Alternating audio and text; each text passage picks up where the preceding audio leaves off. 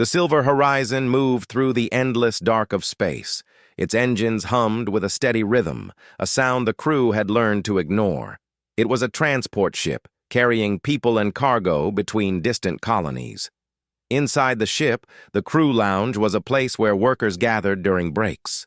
The lounge had bright walls, soft chairs, and a long window that showed a strip of stars. At the farthest corner of the lounge was a seat that no one ever took, except for one person. Her name was Rila.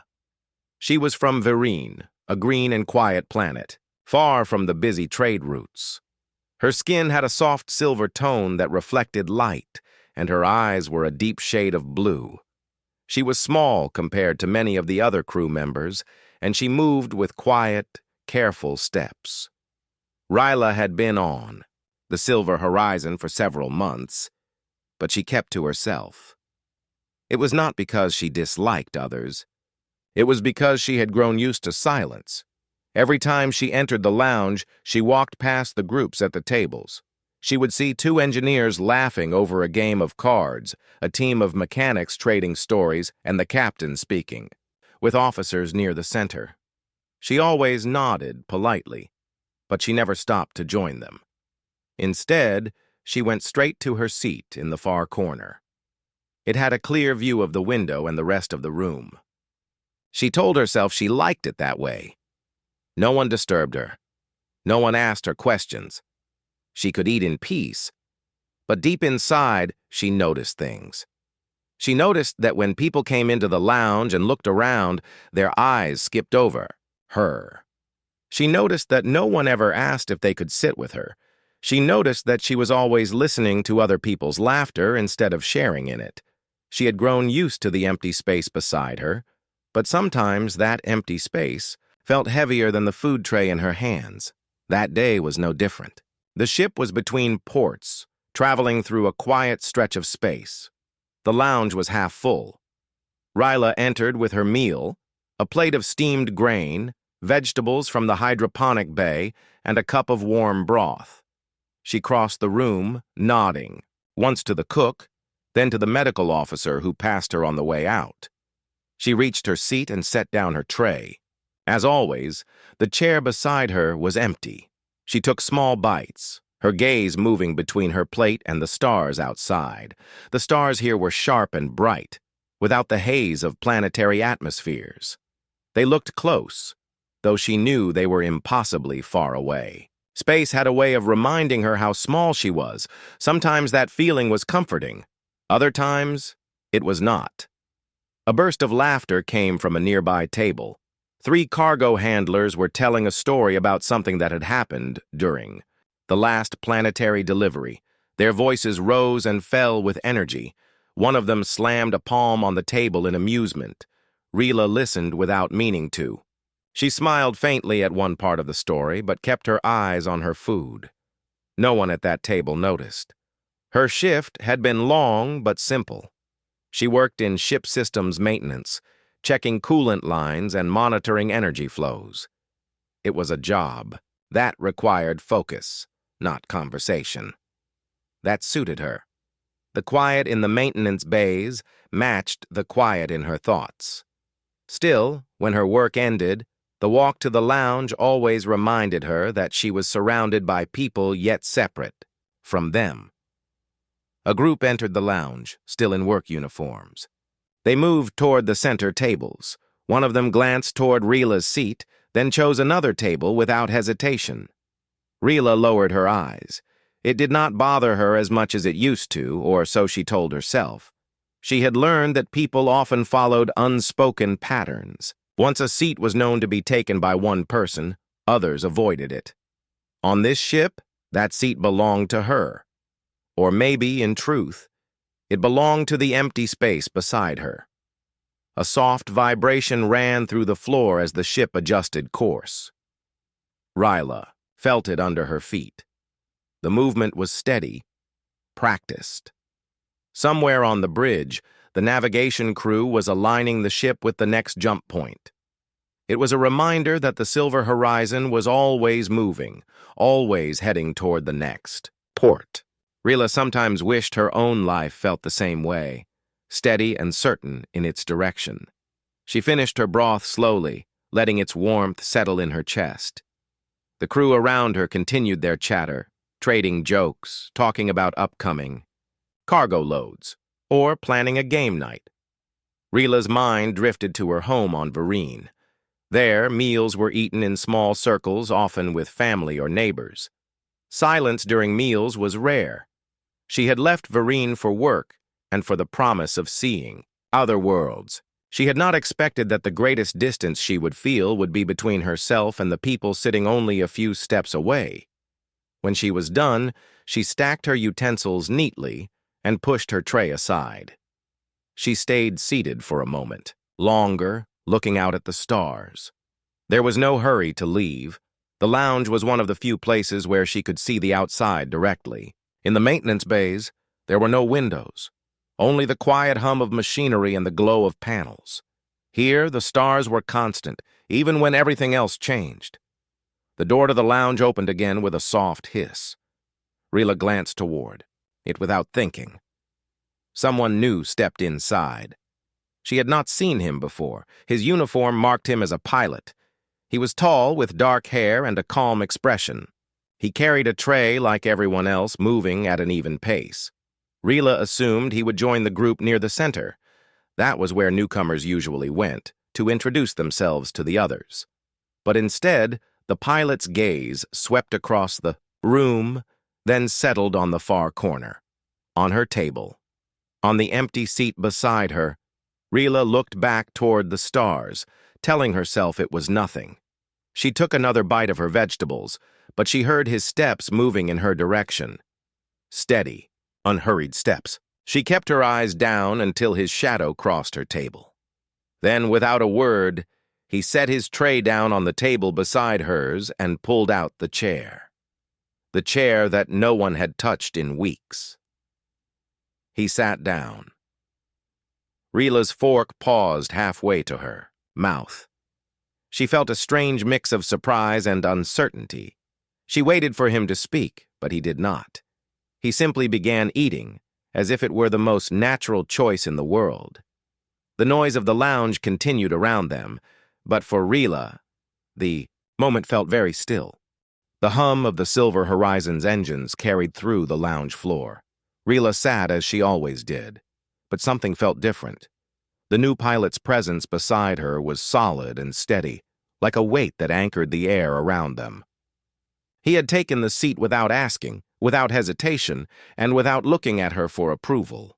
He simply began his meal. At first, she kept her eyes on her plate. She thought he might speak after a moment, perhaps offer a greeting, but he stayed focused on his food. His movements were precise, not rushed. Every so often, he glanced at a small data pad propped beside his tray. The screen showed a map filled with curved lines and blinking markers. Navigational data, she guessed. Rila noticed how the noise of the lounge rolled around them without breaking their small circle of quiet. At nearby tables, voices rose and fell in conversation, but here there was only the sound of utensils on plates and the faint beeping from his data pad. She felt strangely aware of every movement he made, the way he adjusted the fork in his hand, the way his boots rested firmly on the floor, the way he sat upright without slouching. When she finished her vegetables, she glanced at him for the first time since he sat down. His face was calm, his expression unreadable. She considered speaking, but no words came. It was not fear or shyness. It was the sense that anything she said might disturb some invisible balance. She let the silence remain. The man finished his meal soon after, tapped a few things on his data pad, and then stood. He picked up his tray and walked toward the cleaning station. He did not say goodbye. Rila watched him leave, wondering if this would be the only time he would sit there. The next day proved her wrong. When the lounge doors opened during the midday break, she was already in her corner seat. The pilot entered carrying a fresh tray and again crossed the room toward her. He placed his tray in the same spot, sat down, and began eating without a word. Rila felt the same stillness settle between them. She waited for some kind of explanation, but none came. 2 days later, the same thing happened. And then again, the day after that. By the 5th day, it was no longer surprising to see him there. His routine became part of hers. She began to expect the sound of his boots approaching the table. She began to notice when the time for his arrival drew near. Ryla found herself watching him more closely. She saw how his eyes flicked toward the door from time to time, as if always aware of who entered. She noticed that he never lingered in the lounge after eating. He finished his food, reviewed whatever was on his datapad, and left. She also noticed that no one else seemed surprised by his choice of seat. The other crew members looked over sometimes, but they did not comment. If they were curious, they kept it to themselves. One afternoon, as she picked at a piece of bread, she realized something. The quiet between them was not the heavy kind she had often felt before. It was not the silence of being ignored. It was a different kind, a silence that felt intentional. He was not avoiding her. He was simply there, sharing the space without demanding anything from her. Still, she wondered about him. Humans were not common on this route.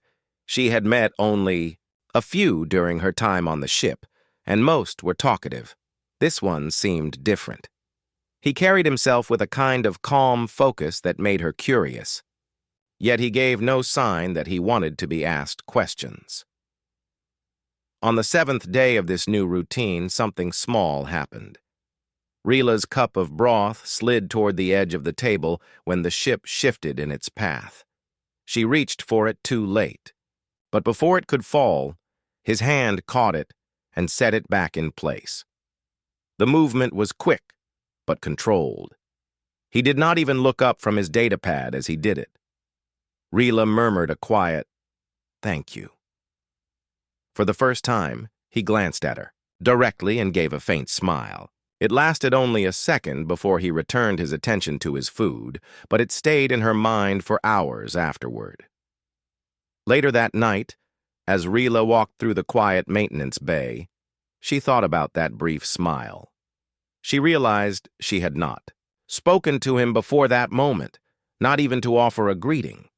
Somehow, she did not feel guilty about it. The space they shared did not seem to require constant words.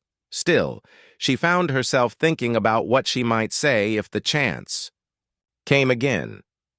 Days passed and the pattern continued.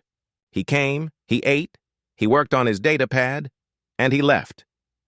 Sometimes their eyes met briefly when one of them reached for something on the table.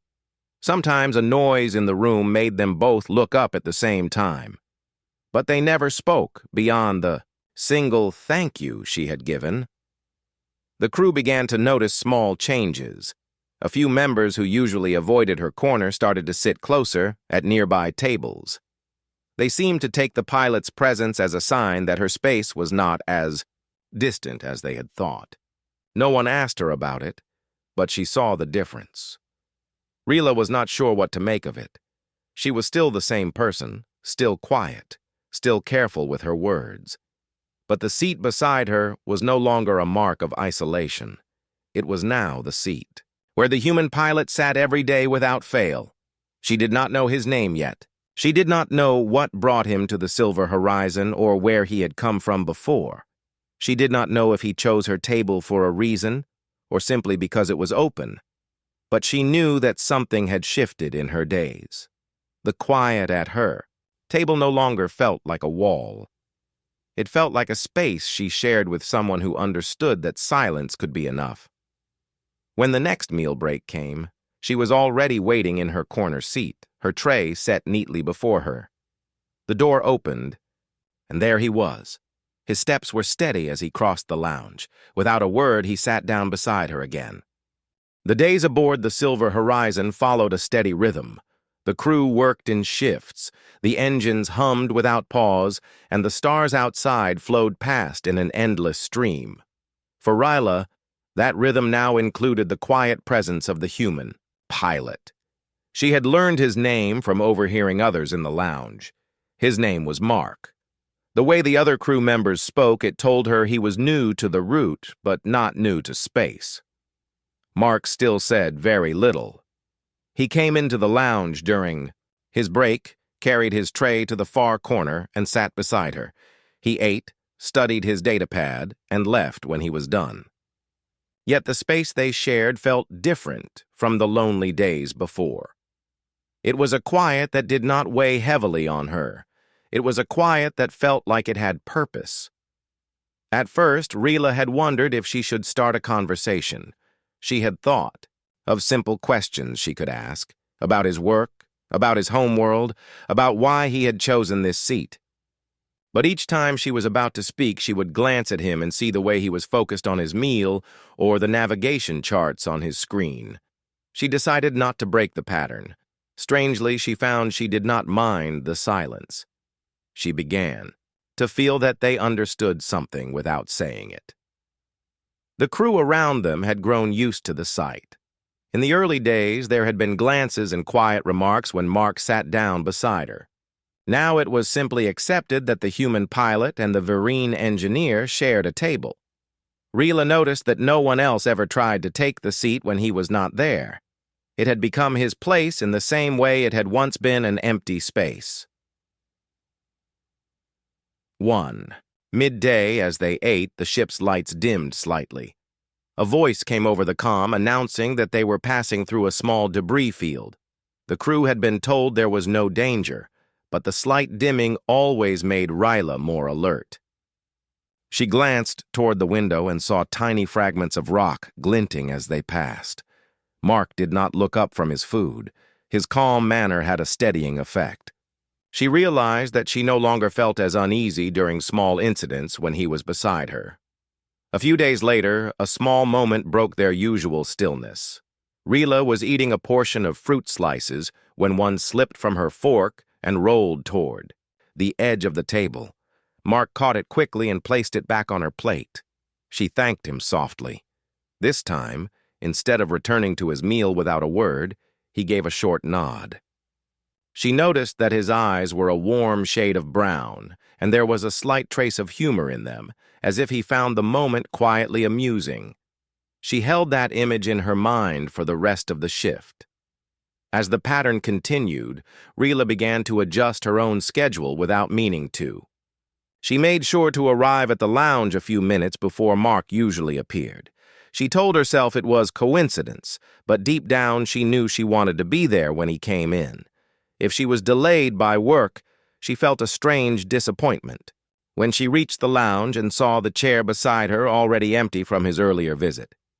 Mark's presence also seemed to change how others treated her.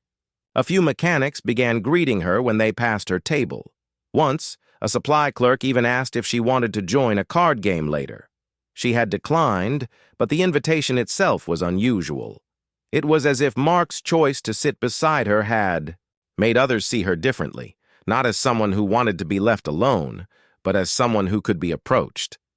There was another small change, too. She found herself looking at the stars through the lounge window more often, but not in the same way she had before. She used to see them as a reminder of distance, each point of light far beyond reach. Now she noticed the paths between them, the way they seemed to shift as the ship moved forward. She began to think about travel not as endless separation, but as a series of connections. She wondered if this change in her thoughts had something to do with the man who now shared her meals. One quiet evening, the lounge was nearly empty when Mark arrived. Only a pair of crew members sat in the far corner, speaking in low voices. The rest of the tables were empty. Mark set his tray down as usual. For a while, they ate in silence. Then, without looking up from his food, he said one word. Storm. Rila blinked. It was the first word he had spoken to her. She turned slightly toward him. What kind of storm? He tapped the corner of his datapad. Ion storm, not close, but on a nearby route. Navigation is watching it. She nodded slowly. Will it affect us? No, he said, then went back to eating. The exchange was short, but it stayed in her thoughts long after he left. He had spoken first. It was not much, yet it felt like a door opening a small crack. The next day, when he sat down beside her, Ryla decided to try something, small in return. As he set his datapad on the table, she asked, "You study charts every meal?" He gave a slight shrug. "Keeps my mind sharp." She nodded, then returned to her own food. It was not a long conversation, but it was a start. From then on, a few words would sometimes pass between them. Not every day and never anything long, but enough to remind her that they were not just two people eating in silence. They were two people who had chosen, in their own way, to share the same space. In the days that followed, Ryla began to realize something important. Before Mark had arrived, her table had been a place of quiet isolation. Now, it was still quiet, but it was a quiet she looked forward to. The difference was not in the noise level. It was in the fact that someone else chose to be there with her. By the end of the week, the sight of the human pilot at her table had become as much a part of the lounge as the bright walls and the view of the stars. Ryla no longer wondered if he would come. She knew he would, and she knew that in some way his presence had already begun to change the shape of her days. The silver horizon glided through deep space, following its planned course between distant colonies. Days moved at the same steady pace, marked by shifts, meals, and maintenance schedules. Ryla's table in the far corner of the lounge was no longer a place of solitude. Every day Mark sat beside her without fail. What had begun as silent meals now held small moments that made the quiet feel alive. One midday, the lounge was unusually crowded. A supply drop at a nearby station had brought extra crew on board for transport, and the main tables were full. Ryla arrived early and took her usual seat. She wondered if the crowd would make Mark choose a different place. But when the doors opened, he came in with his tray, scanning the room once before walking directly to her table. Without a word, he sat down. The crowded room seemed to fade around them. She felt a faint sense of relief she did not try to explain. Halfway through their meal, a loud crash came from the far side of the lounge. Someone had dropped a storage crate, spilling its contents. The sudden noise made Ryla's fork pause in midair. Mark did not flinch. Instead, his gaze moved quickly toward the sound, assessing it, then returned to his meal. His calmness made her shoulders loosen again. Later that week, something unexpected happened. Ryla was trying to open a sealed food packet when the plastic strip tore unevenly, spilling a small portion onto the table. She sighed and reached for a napkin, but Mark's hand was already there, holding one out to her. She took it with a quiet, "Thank you." This time he replied, "Happens to everyone." His tone was steady, without teasing, yet there was a faint warmth in it. Ryla found herself smiling as she cleaned the table. Over the next days, their interactions grew in tiny steps. When the lounge was noisy, Mark would glance toward her as if to check whether she was bothered.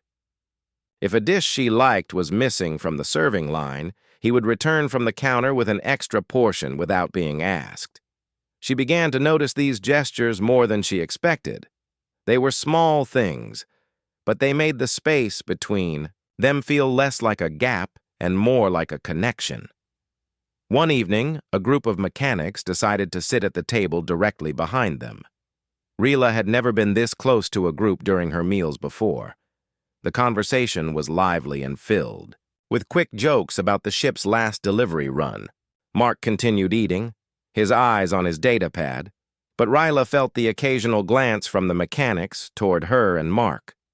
She wondered if they were trying to figure out why the pilot always sat in this particular corner. After the group left, Ryla said quietly, "They are curious." Mark did not look up from his screen. "They can be curious. Doesn't change where I sit." His answer was simple, but it stayed in her mind long after the meal was over. The next day, they were the only two in the lounge for most of their break. The usual hum of conversation was replaced by the soft sound of the ventilation system. Rila decided to ask a question she had been keeping to herself. "You have been in space a long time?" she asked. Mark finished chewing before answering. "Yes, 15 years. "That is a long time," she said. He gave a small nod. "Long enough to learn what matters." She wanted to ask what he meant, but his tone suggested that was all he wanted to say. Still, the words stayed with her. She found herself turning them over in her thoughts during her shift in the maintenance bays. That same week, the Silver Horizon made a brief stop at an orbital station. The crew was allowed a few hours of free time. Rila chose to stay aboard, preferring the quiet of the nearly empty ship. When she entered the lounge during the stop, she was surprised to see Mark there too, sitting in his usual seat. He had a small travel mug instead of a food tray.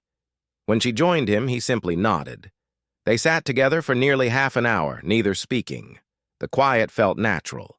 It was during that quiet that another small act of trust appeared. Rila reached for the last piece of bread on her plate, only to find it was slightly burnt on one side.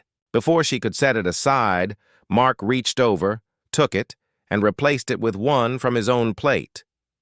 "Better one," he said. She looked at him for a moment, then nodded her thanks. It was a small gesture, yet it made something shift inside her. She realized she no longer thought of him as simply the human pilot. In her mind, he was now just Mark. From then on, their exchanges were not only about small practical matters. Occasionally, they would trade short observations about the ship. She once remarked on the way the stars seemed brighter in this region of space, and he agreed, adding that the lack of nearby trade lanes made the view clearer. Another time, he commented on how the lounge was warmer than the rest of the ship during the night shift, and she explained it was due to the heating units near the wall panels. Their words were still brief, but each one seemed to open the air between them a little more. The rest of the crew continued to notice. One afternoon, as Rila entered the lounge, a young technician called out, "Your seat is saved." She looked toward the corner and saw Mark already sitting there, one hand resting lightly on the chair beside him.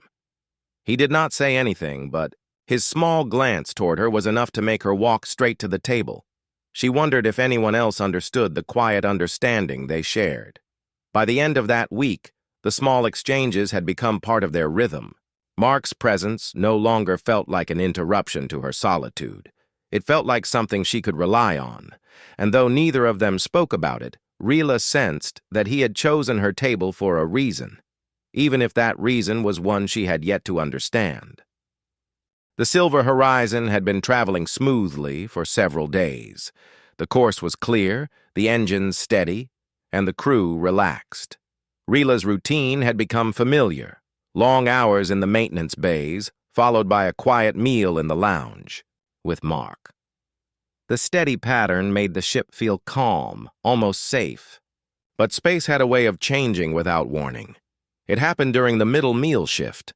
The lounge was half full, and the air carried the warm scent of fresh grain bread. Rila sat in her usual seat with Mark beside her. He was reading a chart on his datapad while taking slow bites of food. She had just lifted a spoonful of broth when the lights flickered. A low shudder ran through the floor, strong enough to rattle the cups on nearby tables. Around the room, heads lifted in surprise.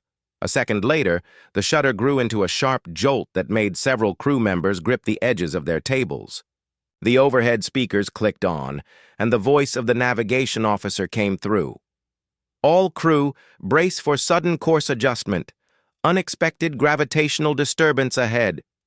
Rila froze, her spoon hovering over the bowl. The ship lurched. Again, this time harder. A tray clattered to the floor somewhere behind her. She felt her chair shift slightly, and her body leaned toward the window. Before she could react, Mark's arm moved in front of her, steady and firm. He placed his hand against the edge of her seat, keeping it in place, and angled his body so he was between her and the open space of the aisle. His voice was low but steady. "Stay seated." The ship jolted a third time, stronger than before. Ryla's tray slid halfway across the table, but Mark caught it with his free hand and pushed it back toward her. She watched him, noticing how calm he seemed. His eyes stayed focused, his posture balanced even as the ship shifted. It was as if he had been through this many times before. Around them, the noise in the lounge grew louder. Some crew were strapping themselves into nearby wall harnesses, while others held on to whatever they could reach. The lights dimmed for a moment, then returned to normal. The voice over the speakers spoke again. "Hold positions. Stabilizers engaging." Rila gripped the edge of the table, but the weight of Mark's arm near her seat made her feel steadier. The ship rocked twice more, each movement a little weaker than the last. Finally, the vibrations faded. The engine's steady hum returned, and the room began to settle. A few crew members let out short laughs of relief. Others muttered about near misses and unexpected hazards. Ryla looked toward Mark, who had already lowered his arm and returned, his attention to his datapad as if nothing unusual had happened. "You are very calm," she said quietly. He took a sip from his cup before answering. "Been through worse." She studied him for a moment, trying to imagine the kind of journeys he had seen. There was no boast in his tone, only the matter-of-fact certainty of someone who had learned to trust his own steadiness. "Thank you," she said after a pause. He glanced at her, the corner of his mouth turning slightly upward. "You stayed seated. That helps." The rest of their meal passed in near silence, though Ryla noticed that her hands were no longer tense on the table. The moment of turbulence had left her with a sharper awareness of him, not just his quiet habits, but the way he acted without hesitation when things shifted. Later that day, in the maintenance bays, she overheard two crew members talking about the disturbance. They said a small, unstable gravity well had appeared on the edge of their path, likely the result of a collapsed asteroid core. The navigation crew had adjusted the course quickly, avoiding real danger, but the sudden shifts had still been strong enough to shake the ship. Rila kept working, her mind returning to the image of Mark's arm steadying her chair. It was not only the action itself, but the way he had done it. Calm, controlled, and without drawing attention. He had acted as though it was simply part of his job, even though they were off duty and in the lounge. That evening, she reached the lounge before him. She sat with her tray, looking out at the stars. When the door opened and he walked in, she found herself smiling slightly. He nodded once, as always, and sat down. As they ate, she spoke. "I think you have seen many dangerous things." He looked at her for a moment before replying. "Danger is part of space travel. You learn how to move through it." "Does it stop being frightening?" she asked. His eyes returned to his food. "Not really. You just stop letting it decide what you do." She thought about that as they finished their meal. The words felt like they belonged to someone who had been tested many times. She wanted to ask more, but she sensed that, for now, the conversation had reached its end. Over the next few days, life on the Silver Horizon returned to normal. The turbulence became just another story passed around in the lounge, with some crew exaggerating the force of the jolts for dramatic effect. Rila did not join those conversations, but she listened quietly. None of their stories matched the simple truth she had seen, the steady presence of the man beside her, keeping her chair in place without a trace of panic. One afternoon, as they sat in their usual seats, she noticed the lounge had grown unusually quiet. A few crew members had drifted closer to their table, pretending to be focused on their meals, while clearly listening to any words exchanged between her and Mark. She wondered if they were still curious about why he chose to sit here every day. She almost wanted to tell them it was not a story they could easily understand, because it was not made of dramatic events. It was made of small things: an empty seat filled, a steady hand in a moment of movement, a quiet that felt shared. instead of lonely. When their break ended, they stood at the same time. Mark gave a short nod and they walked out of the lounge together. Rila noticed that she matched her pace to his without thinking. That night, she lay in her bunk listening to the steady hum of the engines. The turbulence had passed, but the memory of it lingered, not as a moment of fear, but as the time she realized how much it meant to have someone beside her who stayed steady when the ship shook. The silver horizon was passing through a quiet region of space. Outside the lounge windows, the stars drifted slowly across the black, unbroken by planets or stations. It was the kind of stillness that made conversations seem louder, yet at Rila's table the air remained as calm as always. She and Mark sat in their usual seats. The hum of the ship was steady, and the warm glow from the overhead lights softened the sharp edges of the room. Rila was halfway through her meal when she noticed Mark's gaze was not on his datapad or his food. He was watching the window, his eyes following something far away. She waited, expecting him to return to his usual quiet. Instead, he set down his fork and leaned back slightly. "You want to know why I sit here?" he said. Rila blinked. For a moment, she was unsure if he was speaking to her. "Yes," she said finally. He rested his hands on the table. "When I first came aboard, I watched the lounge for a while before choosing a seat. Most tables were already claimed by small groups. People have their places, their habits. I noticed yours was always empty. It was easier that way," she said. "No one wanted to sit with me." Mark gave a short nod. "That is exactly why I chose it." She tilted her head, unsure if she understood. "You wanted an empty table?" "I wanted to change what I saw," he replied. "When I looked at this table, I saw space that should not be empty. You came here every day, sat alone, and said nothing. Not because you wanted to be alone, but because others decided it for you." Her hands tightened around her cup. "How could you know that?" "I have been in enough ships to know the signs," he said. "Sometimes it is one small choice that changes the shape of a day. Sitting here was that choice." Rila stared at him, trying to find the right words. "You did it so I would not be alone?" "Yes," he said simply. She felt a warmth rise in her chest, different from the kind that came from the food or the room's heat.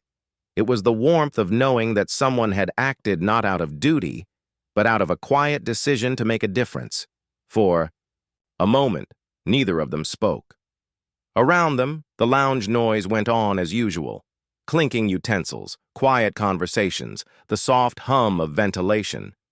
Yet the space between them felt different now, filled with the weight of the truth he had shared. "You never asked me to talk," she said at last. "Not everyone needs words," he replied. "Sometimes just being there is enough." She thought about that as they finished their meal. His presence had been like a steady anchor in the days since he first sat down. Even without long talks, she had begun to feel less like the quiet engineer no one noticed and more like part of something shared. That evening, as they left the lounge, Rila noticed a few crew members watching them. Their expressions were not mocking or suspicious. Instead, they seemed curious in a softer way, as if they were beginning to understand something they had missed before. In the following days, subtle changes appeared. A navigation officer stopped by their table to ask Rila about an engine part she had been repairing. A cargo worker greeted her in the corridor instead of walking past in silence. The changes were small, but she felt them. One afternoon, Rila was in the maintenance bay when the ship's comm system called for all non-essential crew to remain in their quarters. A minor hull breach had been detected on the lower deck, and repair crews were moving quickly to seal it. She stayed at her station, knowing her duties were not part of the emergency response. Still, her mind drifted to Mark. He was likely somewhere, near the bridge, ready to adjust the ship's course if needed.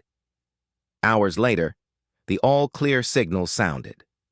Rila headed to the lounge for the evening meal. Mark was already there, seated as always. When she approached, he glanced at her briefly, as if confirming she was unharmed. "All safe now," she said. He nodded. Good. They ate in comfortable, quiet, until Rila spoke again. "When you first came here, you could have sat anywhere. Why risk sitting with someone others ignored? Did you not think they might treat you the same?" Mark set his fork down and looked at her. "I have been ignored before. It does not bother me. What does bother me is seeing it happen to someone else when I can do something about it." The answer settled over her like a weight she wanted to carry. She realized his choice had not only changed her days, but also the way others saw her. A single quiet action had shifted the balance. That night, she thought about how people often looked for grand gestures to mark important moments. Yet here, it had been something as simple as a man taking an empty seat and staying there. It had been enough to change the shape of her place on the ship. The next morning, Rila arrived at the lounge first. She sat at their table, the seat beside, her waiting. When Mark walked in, she found herself smiling before she even thought about it. He gave his usual small nod, sat down, and began to eat. No further explanation was needed. What had started as an empty table was now something more. It was a place claimed not by habit, but by choice. A place where two people shared the quiet in a way that needed no words. The silver horizon was 3 days from its destination when the alarm started. A deep warning tone echoed through every corridor, and the ship's lights shifted to red. Rila was in the maintenance bay when the call came over the comm system. "All. Crew to emergency stations. Navigation reports incoming debris field. Severe hazard." She dropped her tools and ran toward the lift. The words, "incoming debris," were enough to send cold waves down her spine. In space, a single large fragment could tear through the hull in seconds. The bridge was where she needed to be, not because it was her duty, but because Mark would be there. When she reached the upper deck, the scene was tense. Officers leaned over control panels, their voices sharp and quick. Through the forward viewports, Rila could see the danger. Hundreds of jagged metal shards drifting toward them, moving fast. They caught the faint light of distant stars glittering, like cold knives. Mark was at the helm, hands steady on the controls. His eyes flicked between the main display and the sensor readings. Captain Voren stood beside him, giving orders. "Bring us 30 degrees starboard," the captain said. "Reduce speed by 20%. Mark followed the orders without hesitation, but his jaw tightened. "Captain, debris is too dense. We will take hits even at this angle." Voren frowned. "Suggestions?" "Thread the gap between the two." "Largest clusters," Mark said. "It is tight, but I can take us through." The captain glanced at the readings and gave a short nod. "Do it." The bridge crew worked quickly. Shields were strengthened, non-essential systems powered down to give more energy to the deflectors. Rila moved to the engineering console, running checks on shield stability. She could feel the faint tremors in the floor as smaller fragments began to strike the outer hull. Mark's voice stayed calm as he guided the ship closer to the gap. 2 minutes until main cluster," he said. The first large piece of debris passed close on their left, spinning slowly. Rila could see scorch marks on its surface, remnants of some old battle. Then more pieces came, each one forcing Mark to adjust their course by the smallest fraction. Suddenly, a sharp tone cut through the noise.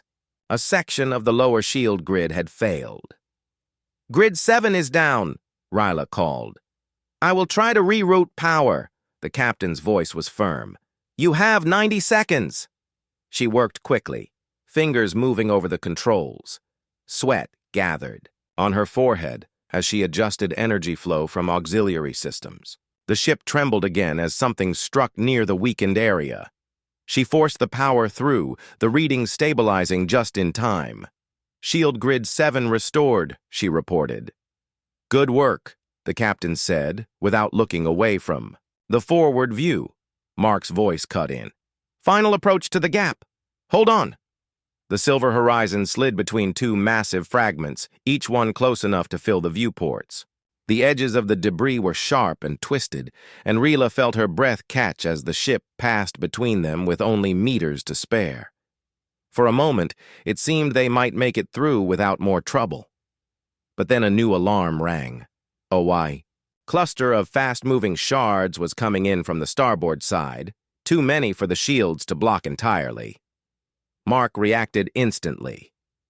"I will roll the ship and take them on the upper hull. Less critical systems there." The captain gave no order this time. He simply trusted the pilot. The ship rotated smoothly, and the incoming shards scraped across the upper shields in a burst of sparks and light. The impact shook the entire vessel, and several consoles flickered before recovering. Rila held her station until the last of the debris passed. Then, after long seconds of silence, the red lights dimmed and the normal lighting returned. The warning tones faded. "All clear," the sensor officer reported. Mark let out a slow breath and straightened. In his seat, the captain stepped forward. "Excellent work, pilot. You just saved us from a very costly repair.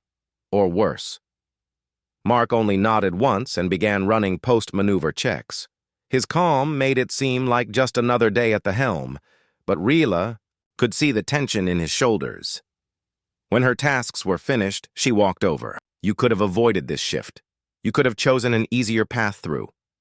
He glanced at her. "It was the only path that gave us the best chance." "You took risks," she said. He met her gaze. "Some risks are worth it. Just like sitting at your table." Her throat tightened at the connection he had made. She thought back to the first day he had joined her in the lounge, the simple act that had changed everything. This time the choice had saved not only her, but everyone aboard. Later, when the ship was quiet again, Rila and Mark found themselves in the lounge. The others had drifted away after the meal, leaving their table in its familiar quiet. Outside, the stars passed slowly, the danger now far behind. Rila looked at him and said, "You know, you are still the only one who ever sat here without asking." Mark gave a small smile. "And I think I will keep doing that." She smiled back, a feeling of certainty settling inside her. In the wide and often dangerous reach of space, it was easy to feel alone. But she knew now that some bonds were built.